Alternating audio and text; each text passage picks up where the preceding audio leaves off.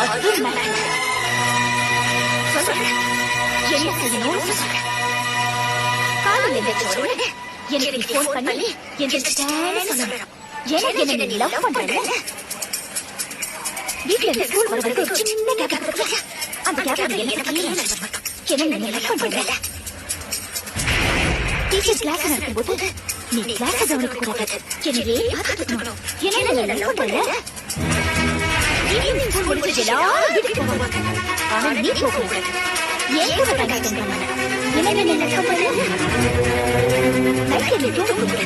என்னையே பேசிட்டு ஒருவேளை தூங்கிட்டேன்னு வச்சுக்கோ. அந்த கனவுல கூட நான் தான் வரணும்.